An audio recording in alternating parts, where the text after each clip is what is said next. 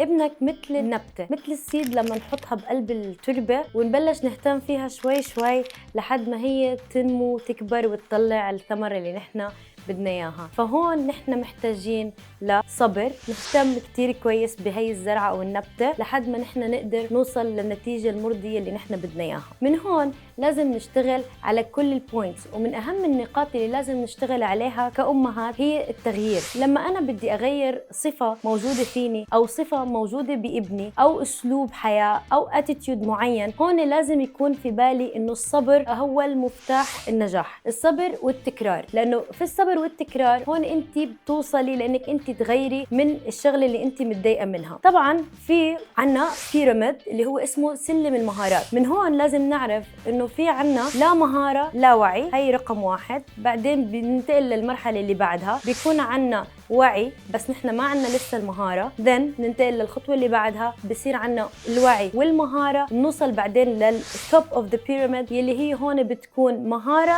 بدون وعي. طبعا بدون وعي الاولانيه وبدون وعي يلي في البوتم تبعيه البيراميد هدول مختلفين عن بعض. بسرعه انه اول إشي لما ما يكون عنا مهاره وما عنا وعي، هون نحن بنكون تايهين مو عارفين شو بدنا نعمل. بس مجرد ما نلاحظ انه نحن هذا اللي بدنا نغيره، لنفترض انك انت عصبيه، فانت هون حطيتي ايدك على المشكله، فانت عرفتي انه العصبيه هي البارت اللي انت حتشتغلي عليه، فبتبلشي تقراي كتب، تسالي ناس، تحاولي انك انت تجربي. فهون انت بيبدا يصير عندك الوعي الكافي عن الموضوع، بس انت لسه مش عارفه كيف تتحكمي في اعصابك. then بصير عندك انك انت ممكن تكالم داون، انك تغيري طريقه تفكيرك، انك انت تعدي لل10، تبداي تتنفسي، تغيري من انماط حياتك اللي هي تخليكي تكوني انت في حاله من الهدوء او اهدى. نوصل للمرحله الرابعه يلي هي مهاره بدون وعي. هذا معناه انه انتقل الشيء اللي انت كنتي عم تحاولي انك توصلي له من العقل الواعي للعقل اللاواعي، فصار زي كانه اوتو بايلوت. مجرد ما انك انت تتعصبي رح تهدي وتتنفسي كويس وتصيري تتصرفي هذا التصرف لا اراديا. فهون بتكوني انت امتلكتي المهاره وصارت بعقلك اللاواعي، فانت صرتي بتتصرفي فيها عاديه. الموضوع محتاج منا مجهود وتركيز وتكرار، نحن بنتعامل فيه ككبار على نفسنا،